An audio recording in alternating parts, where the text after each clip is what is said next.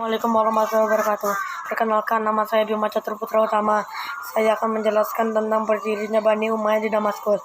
Kepemimpinan umat Islam setelah Rasulullah SAW dilanjutkan oleh Khulafaur Rasyidin.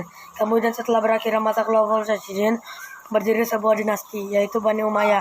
Dinasti Bani Umayyah didirikan oleh Muawiyah bin Abu Sufyan bin Harb bin Abdul Manaf.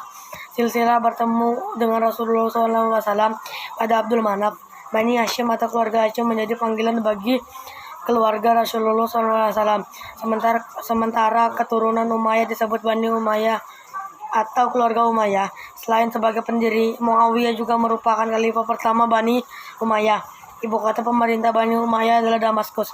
Keberhasilan Muawiyah bin Abu Sufyan mendirikan dinasti Bani Umayyah bukan hanya karena kemenangan diplomasi pada peristiwa Siffin.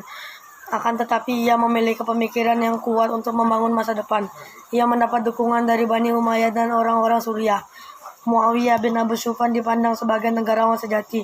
Ia mampu memainkan peran sebagai administrator yang bijaksana. Para pejabatnya ditempatkan sesuai dengan kemampuan. Muawiyah bin Abu Sufyan merupakan khalifah pertama yang mengubah sistem pemerintah dari demokratis menjadi kepemimpinan turun-temurun. Bahkan seluruh rakyat diwajibkan setia kepada anaknya, yaitu Yazid. Selain mengubah sistem pemerintah, Muawiyah bin Abu Sufyan juga memindahkan pusat pemerintahan dari Madinah ke Damaskus, dan ia mengangkat para pejabat dinasti Umayyah dari keturunan Arab. Muawiyah bin Abu Sufyan merupakan orang yang berpengalaman dalam bidang politik. Ia pernah menjadi seorang pemimpin pasukan untuk menaklukkan Suriah, Palestina, Romawi, dan Mesir. Muawiyah juga pernah menjabat gubernur Syam yang membawahi Palestina dan Mesir. Pada masa awal pemerintahannya, ia memperluas wilayahnya hingga ke India. Ia mengutus Muhailab bin Abu Sufrah ke India dan Yazid bin Muawiyah memimpin perluasan ke wilayah barat dan Byzantium. Selain itu, perluasan wilayah juga mencapai daerah luar Arab seperti Konstantinopel. Itu penjelasan saya dengan sejarah berdirinya Bani Umayyah. Assalamualaikum. Assalamualaikum warahmatullahi wabarakatuh. Saya Sesa Putri Maharani dari kelas 7 ruang 1 ingin menyampaikan tentang kemajuan pada masa Bani Umayyah di Damaskus. 1. Pemerintahan. Bidang pemerintahan di masa Bani Umayyah merupakan bidang yang banyak mengalami kemajuan atau perkembangan.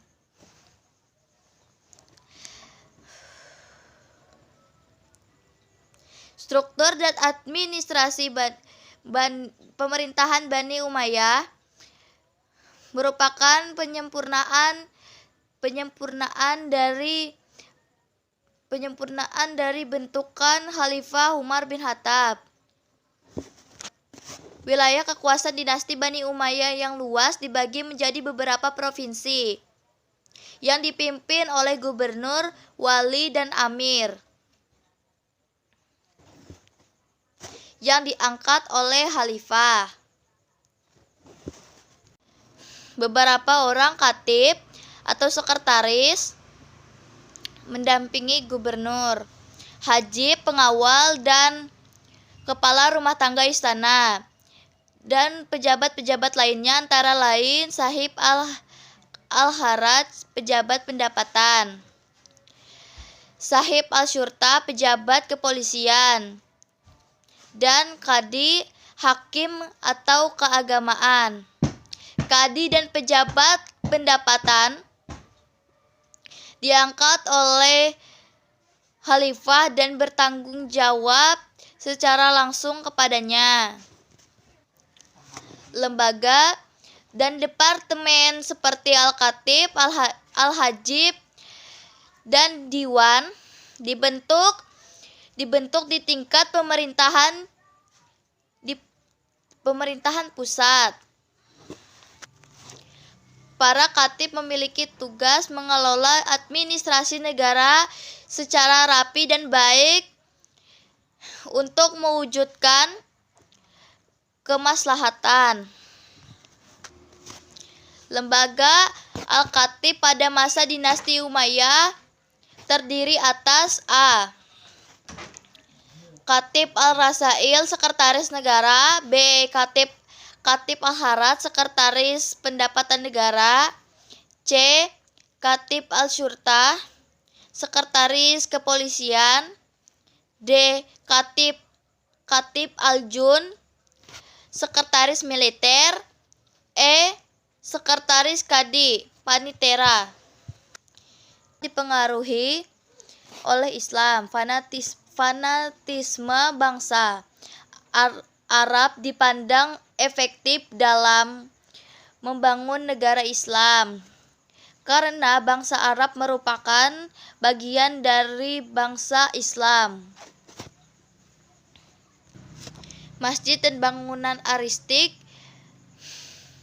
banyak dibangun memenuhi kota. Perpaduan gaya Persia dengan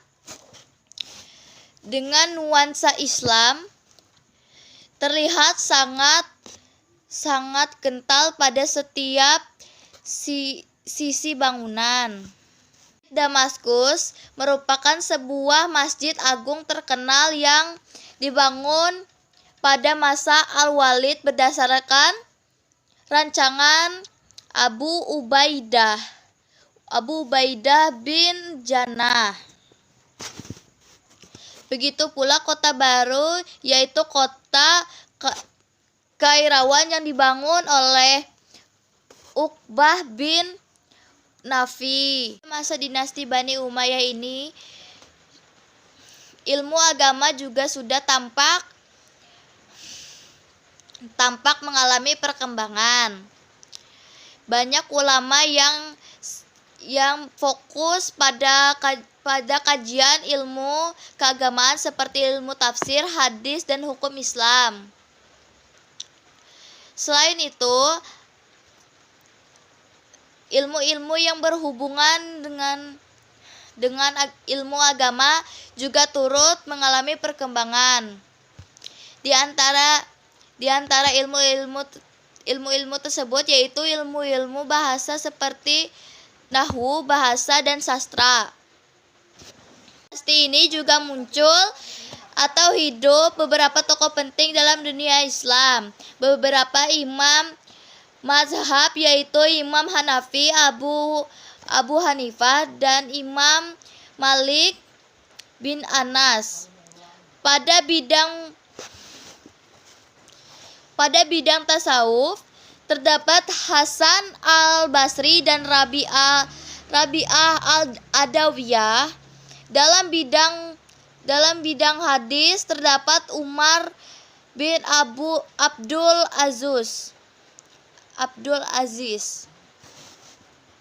Dalam bidang tafsir terdapat Abdullah bin Abbas.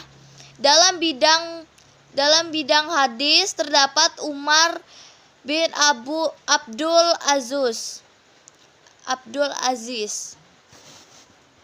Dalam bidang tafsir terdapat Abdullah bin Abbas dari Madinah, Abdullah bin Mas'ud dari Makkah, Sa'ad bin Zubair, dan Mujahid murid Ibnu Abbas. Sekian penjelasan tentang mengenai kemajuan peradaban Islam pada masa Bani Umayyah di Damaskus. Sekian dari saya Sisa Putri Maharani dari kelas 7 ruang 1. Wassalamualaikum warahmatullahi wabarakatuh. Assalamualaikum warahmatullahi wabarakatuh. Perkenalkan, nama saya Rahmat Aulia Nafis dari kelas 7 tahun 1. Kali ini saya akan membacakan kemajuan peradaban Islam pada masa Bani Umayyah di Damaskus. Pada masa awal pendirian dinasti Bani Umayyah dilakukan perbaikan dalam bidang ekonomi. Namun, kondisi ini tidak secara langsung berdampak luas pada sektor ekonomi. Penataan hukum dipengaruhi oleh pemberian gaji dari Baitul Mal kepada Qadi, sebuah jabatan profesional. Seorang Qadi bersifat independen dan dapat memutuskan satu perkara dengan leluasa, termasuk menindak pejabat negara. Pembangunan perekonomian menjadi salah satu pilar utama masa pemerintahan Bani Umayyah.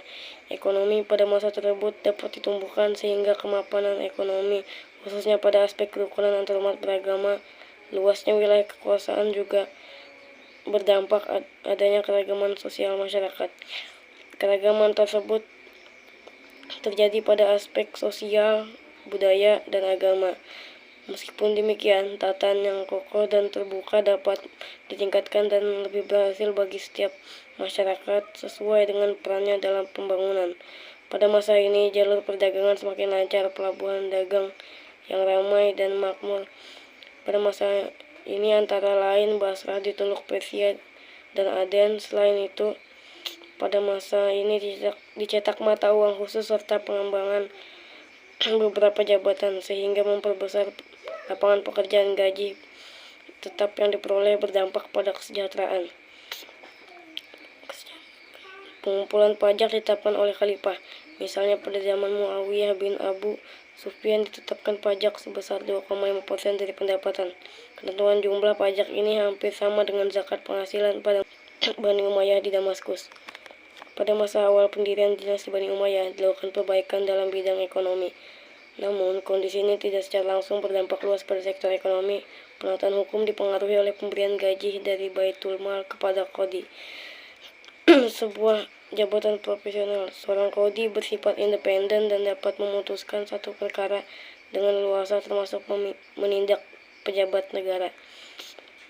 Pembangunan perekonomian menjadi salah satu pilar utama masa pemerintahan Bani Umayyah.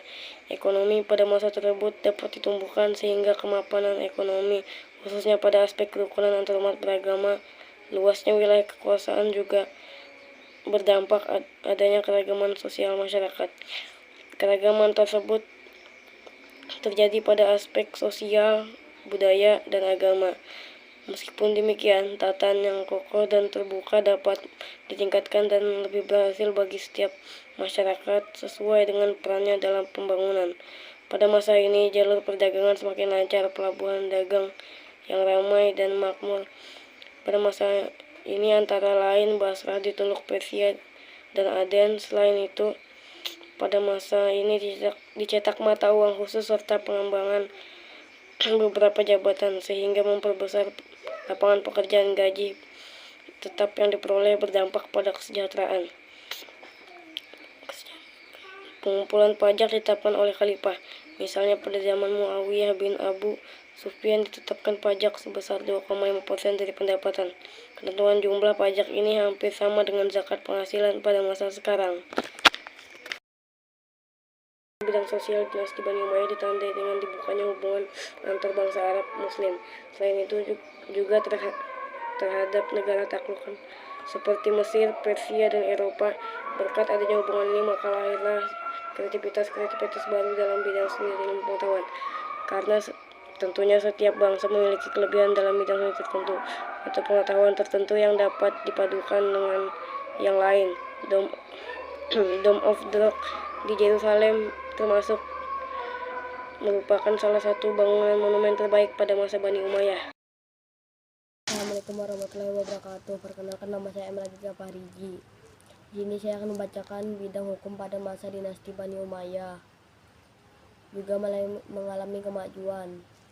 Hal tersebut ditunjukkan dengan bentuknya beberapa lembaga atau badan penting dalam bidang hukum, yaitu Al-Qada, Al-Isbah, dan Al-Majalim. Ketika lembaga atau badan tersebut merupakan bagian dari pelaksanaan hukum, hal tersebut ditunjukkan dengan bentuknya beberapa lembaga atau badan penting dalam bidang hukum, yaitu Al-Qada, Al-Isbah, dan Al-Majalim. Ketika lembaga atau badan tersebut merupakan bagian dari pelaksanaan hukum. Penjelasan ketika badan atau lembaga tersebut sebagai berikut. Al-Qada merupakan badan atau lembaga peradilan yang dipimpin oleh seorang ahli fatwa hukum dan peraturan sesuai dengan tuntunan Al-Quran, Sunnah, dan ijtihad. Badan atau lembaga ini terbebas dari pengaruh penguasa, terutama dalam menerapkan keputusan hukum terhadap pejabat atau pegawai yang melakukan pelanggaran. Al-Isbah merupakan badan atau lembaga yang menangani masalah kriminal yang perlu penyelesaian. Al-Majalim merupakan badan atau lembaga yang bertugas meninjau kembali kesahihan dan keadilan putusan hukum oleh kadi. Badan atau lembaga ini memiliki kedudukan yang lebih tinggi dari Al-Qadha dan Al-Isbah.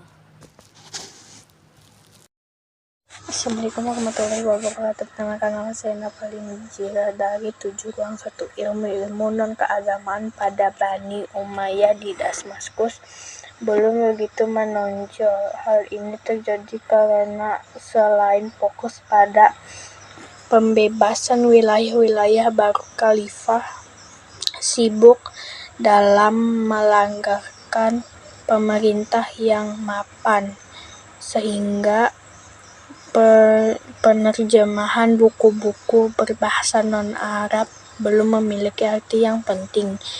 Pada masa dinasti ini, tradisi Arab dengan produk syair lebih menonjol dibandingkan tradisi ilmiah. Namun pada masa ini ilmu kimia dan pengobatan menjadi disiplin ilmu yang pertama dikembangkan. Assalamualaikum warahmatullahi wabarakatuh. Perkenalkan nama saya M. Raditya Parigi. Di sini saya akan memetik nilai Islami dalam sejarah Bani Umayyah di Damaskus. Ilmu memiliki peranan penting bagi kemajuan peradaban manusia. Ilmu sejarah memberikan gambaran tentang kejayaan dan kemunduran sebuah peradaban yang dapat dicontoh maupun dihindari. Hal tersebut menunjukkan bahwa mempelajari sejarah perkembangan ilmu pengetahuan pada masa Bani Umayyah di Damaskus sangatlah penting. Adapun manfaat atau pelajaran yang dapat dipetik atau diambil setelah mempelajari sejarah tersebut antara lain: 1. Meningkatkan keimanan dan ketakwaan kepada Allah SWT. 2. Mencontoh semangat menuntut ilmu. Manfaat atau pelajaran yang dapat dipetik atau diambil setelah mempelajari sejarah tersebut antara lain: 1. Meningkatkan keimanan dan ketakwaan kepada Allah SWT. 2. Mencontoh semangat menuntut ilmu. 3. Mengembangkan budaya sesuai dengan ajaran agama Islam. 4. Memiliki semangat untuk membela agama, bangsa, dan negara. 5. Menumbuhkan tanggung jawab dalam pelaksanaan tugas. 6. Menguatkan persatuan dan kesatuan dengan tidak membeda-bedakan warna kulit, negara, suku, bangsa, dan lainnya. 7. Menumbuhkan semangat cinta tanah air dan membangun bangsa. 8. Mencontoh seorang pemimpin yang dicintai oleh rakyatnya.